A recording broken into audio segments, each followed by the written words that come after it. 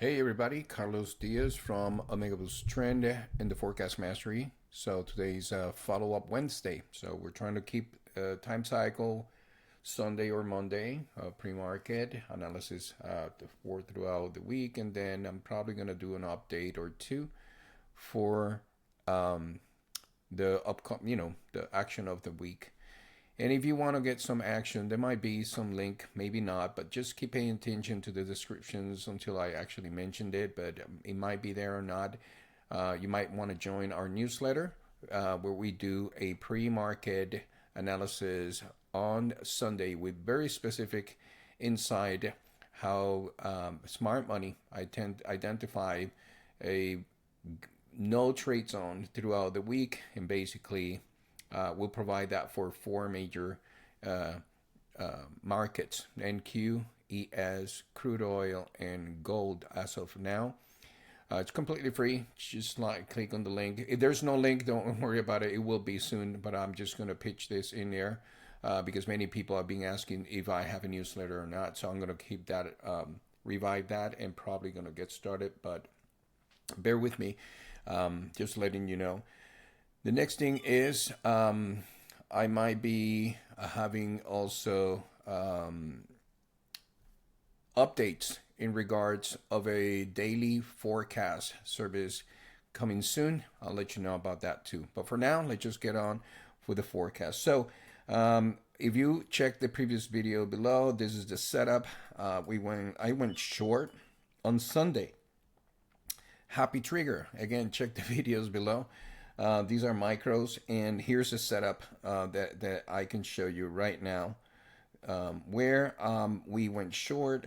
I was looking to go short the market, and this is the zone that we left behind, 25,717. If you remember, that was the number, and we were expecting for the market to push through below it and close below of it, as I explained. The OT was completely bullish at that point, and I explained that I was going happy trigger, and in reality it was because I was not going to be on the computer the very next day on Monday, so I took a leap of faith and jump the guns without validating the break of the zone, which is the core concept as you've seen so far, and validation with the OT. So since I broke those two cardinal rules, it came back and butt me, kicked my ass, as if you will. So I had a trail stop right on the swing side of things for about 68 to 69 points.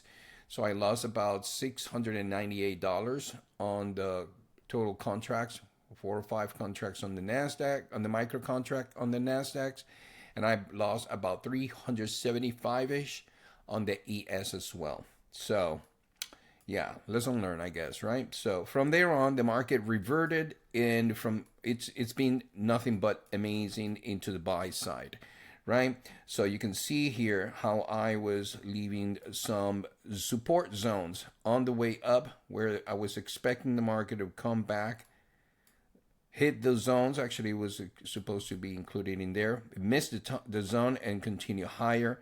This one, I'm on a 4-hour chart. I'm going to drop to a 1 hour. You can see it better that way. Basically, pulled back, didn't hit the zone this time, this instance, which indicates a very strong indication of the market moving further higher. And the OT was screaming green all the way through. And so we were able to push through on a clean break, trend line break. Let me show you. Like so. Let me change this to black. That was kind of the overall tendency for the push through. 9 o'clock came in, 9:30, basically 9 to 9:30 market come up, pull back, and continue further higher. This was a validation of a continuation to the upside, and so on and so forth. In here, the same thing will apply. Basically, I waited for the market to pull up, come back down, and this was, overall a massive zone that I'm extending it for you for your benefit to look at it. So the same thing applied, barely missed the zone. So it didn't touch the zone, indicative of a very strong bullish outlook market. They're not allowing it to even pull back, which means this, when it decides to start gravitating to go into a corrective mode on the pullback mode, it's going to be insane, right?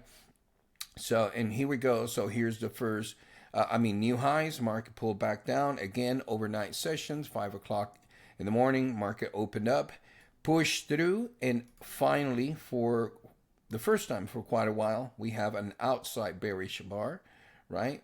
So that's an engulfing bearish bar for those of you who follow the candlesticks patterns and the structure, which is an indicative of a kind of an initial failure for the market to start possibly starting into a pullback. If I go into a 4-hour chart, notice here how the bar opened, made a high, trapped buyers in the top, and then reverted and basically broke below the previous low. However, we would like to wait and hopefully see a close below the 50% of the candle altogether, but it's probably going to still take a while for that to happen. So this might as well can come back and close higher, which is indicative another one last push to the upside possibly, and then potentially move into the equation of a pullback. And why being so finicky about the fact of going for the pullback? Let me go back. Let me go to the daily. And the reason being is because they need to fill this gap. Whether we like it or not, that is a given, right? So to make this a healthy market, in order to this translate into a real healthy market, you will love to see for the prices to move to open up, fill at least 50% of the gap and continue. And I will tell you that this is going to be a runaway market completely nonstop. But right now, this is what we identify in quotes as a runaway gap, which means the market gap up, they're not stopping, and they just keep pushing through. And it's just pretty much close, and I think it's just close to the federal fund rates, right? A potential adjustment into the interest rates, and they might know that that might coming in. However, other than that, we got other nuances, right? The news, the situation with the government, Trump tweeting or just posting all these interesting facts that the market tend to react about those. This is just all feeling behind the scenes. So let's see what's left today in the market's news. And for your benefit, this is how I do it. I just click the split screen, and then I'll just go into my OT, log in, and I keep it on the right side. Pretty darn awesome, right? So everything seems to be, you can see here that is now losing power a little bit. The VIX is a little bit mixed. Finally, the strong bearishness on the VIX is losing momentum on the bigger time frames, which is a little bit indicative that it's basically taking a little bit of a break. So let's see if that's the case, because I am looking for a sell setup. We already took an early entry to the upside. I'll show you how that looks in a moment.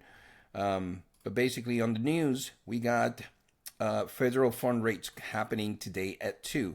That is going to be the catalyst. And then we got FOMC statements and press conference, advanced GDP, and so on and so forth coming tomorrow. And the most important thing is going to be the federal fund rates, 2 o'clock. High impact report, very long waited and expected report for today. So we could just have to just wait and see how the market is going to react accordingly. Does that make sense? So that's the reason I haven't actually placed any trades with the other instance of the fact for the early entry to the morning. I'm going to go into the 5-minute chart. I'm going to bring the whole thing here. And in the 9:30, you can see here how the 9:30 opens up, pulls back down, and just bursts to the upside, breaking ground into higher levels. We have our own tool for quick short-term predictions without going into a rabbit hole here. Let me show you how this looks. We have a tool that we built. It's called Smart Money Levels, and it's coded to start doing forecasting since 9:30 in the morning, right? Pretty interesting stuff. I'm going to show you how that looks in a moment. And let me drop to I don't like trading on the lower time frame, but I'm going to show you how they look on 3-minute, for example. I'm going to take that and enable it. Boom. And this is pretty much how it looks. So the way that it works, you can see here how prices are overlapping. You see these zones right there. Those are no trade zones, right? This is on bias market, high frequency battlegrounds between buyers and sellers, creating a range, kind of an opening range, if you will. And it happens at London opened 8 o'clock, 8:30, and 9:30, and the 9:30 being the one which is blue. And basically, the whole concept is if the price is opens and it creates the ribbon or the zone, if you will, and prices close above that level, you match it up with the OT on a very strong green scenario, you will see a long position or a buy opportunity. So, and that was kind of the case in here. We didn't have much opportunity. However, you see the horizontal lines to the upside. Those are projected forecasting levels, all done 100% automatic for us. Pretty decent. So these are geared towards short-term traders, if you will. You can trade it off even from the 15-minute chart. It's still going to work. It plots and it looks like such. And you can see here how on 15-minute, it gave us the first target and the second by the tick, and then the market just reverted. It hit the first target, the previous day high, and it just closed below that, which is what we were looking for. That's a weakening standpoint. It's just looking forward to a potential continuing sell-off. Hopefully after the 2 o'clock report, we'll see that's the case, and we'll look for opportunities for the market to come back and close the gap from yesterday, right? So that's the play right there. But look how they respect those automatic levels. Isn't interesting? Anyway, for the morning, going into the 2 o'clock, let me show you. As the market progressed and closed above all the conglomerate of the zones, we had a very tight first target, second one, and third one that produced, in this case, this one's produced on a clean break to the upside. I would say halfway through from here to here, about 30 pointers. It was kind of the nuance. If you took it earlier from the actual zone, that was even better, right? Everything was green, so you could, many traders share with me that they actually went for it and they make a decent result. So that was about 49, 50 point of profit, more than enough for you to capitalize. And let me share with you what one of the members actually shared with us for a moment. All right, so you can see here we got this is part of our mastering program. So Terry is one of a top incredible trader. So he just said, hey, this was today at 10:21 p.m., right? So it's just sharing a little bit with me here what happened yesterday and so on and so forth. But you can see, took two trades for 44 points and 60 points, right? So you can see that we're going into the swing side of things, right? We're trying to max out, and the trail stop will basically dictate the last maximum opportunity.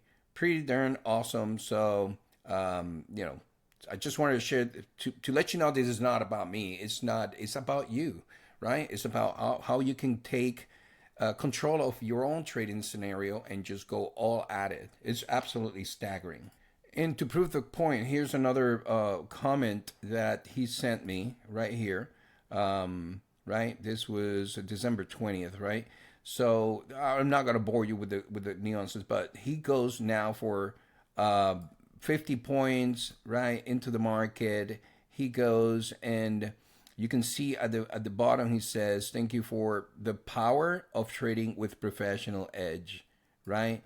So I mean, it's absolutely staggering that you can just say and then command at least 50 pointers and go for swing trades, right? When before we were just barely trying to touch or scratch the surface because you're just focusing on a quick tick. People tend to talk about ticks. Stop talking about tick. The market moves in points, not in ticks. The ticks is the measurement. So before it was like that, but the level of volatility don't allow you to go by ticks, right? So that's cool for high frequency trading and all those nuances. But for the way that we trade, it's just all focused on the fact of what we're looking for. All right. So enough of that. So in this instance, I'm going to show you, for example, as the market progressed here, and it's just hitting all these zones and resistance, and this is all based on the supports, right, of what we're looking for. These are based on the setups of the tools that we have. So it's hitting the wall. So the way that I'm seeing it, was support, market went below, and now it's turning into resistance. I'm going to go into a 5-minute, right? So this tells me that there is a high probability scenario for the market to possibly gonna try to push through, have a failure, and continue going back down, right? But the OT is otherwise telling me that it's a little bit mixed in the 5-minute, like in between, right? Long-term perspective is still strong to the upside, so this is still bullish. And short terms and now it's just pushing through. However, I can't be fooled. Why? Because in order for them to push through and break through all these barriers, they need to break all of this amazing amount of resistance. Is this making sense for you? This is a massive zone now. We need to drill through all of this in order for them to just move without hesitation and restrictions to the upper ground. In other words, they're going to move higher. They might move. They're not without a fight.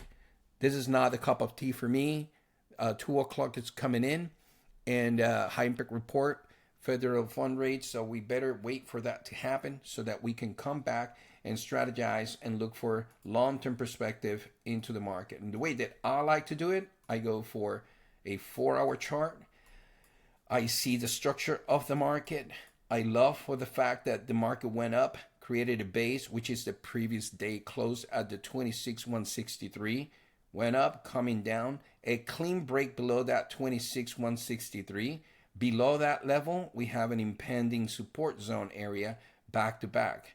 So I might be willing to extend this as a zone, and I would like to see a clean break below the 26,100 to 120, and that will suffice for me to validate and continue all the way to close the bigger gap. Okay, I'm not saying that it's going to happen. I'm just saying these are levels for me to pay attention to and look closely at. And finally, if I want to be a massive aggressive trader, from the bottom of this 4-hour chart to the first support, how much skin in game is left until the support is hit? About 40 points. Is that good enough for the way that I'm looking for, or for the potential targets that I'm aiming for every day? Good enough, 20, 40 points average. Yeah, no problem. So I can just wait for everything to boil down, for the market to set itself up accordingly, and then me waiting patiently, right, for that setup to happen, and have in my mind that if I have a clean break below the close of that 4-hour chart at 26,200 level, I'm only gonna have an opportunity of making maybe 20, 30 points out of the potential support of 40. Is that making sense? And if that suffices for me, I'll drop to a 5-minute, 3-minute chart, look for a quick scalp entry. If I'm just explaining if you are going to be day trading. And then I know for a fact that's going to be my opportunity right there. And then perhaps the next level down. For me, I will love for to be patient enough, wait for the prices to bounce, clear up, and this is going to be my play around this area, right? And for there on, less stress, no drama, no FOMO. I'm just going to sit back and wait until that happens. Or perhaps the market turn around at 2 o'clock and start gravitating, making new highs. If that is the case, no problem. But Carlos, you don't have any other targets. You're right. So here's the trick. I don't have any targets manually done. I can do them, obviously, as we approach the 2 o'clock. I'll just start doing some zones in the 1-hour chart. But if I drop to a 15-minute and I turn these babies on, I already have potential targets to the upside. I still have 1, 2, 3, 4 targets up, 5, 6, 7, 8, 9 targets up. The same thing to the downside. Is that awesome or what? But I'm hoping and pretty darn sure that most likely the market is going to revert, because it's just trading against that massive zone that we're just explaining right in there. So a potential retrace back into the close is the key for me, and you know the drill. I hope you like this. So for me, there's no trade whatsoever. Potential short positions after 2 p.m., after the report. And in other words, I'm going to be patiently waiting for that to happen on a 4-hour chart. Wait for the price action to show itself first. From there on, I'll look for more zones to create and take opportunities, and I'll share them with you probably tomorrow and see how that takes out for the close of the week. With that being said, this is Carlos, and I'll see you in the next video. If you haven't signed up for the OT, just grab the link. 7 days, a 7-day trial on the link below. You're going to be glad you did. And if you do and you have questions, you can basically send us a ticket support, and I'll gladly set up a one-on-one call for you for about 20 minutes and give you the insights and shortcuts on how to utilize that in your trading style. This is Carlos, and I'll see you in the next one.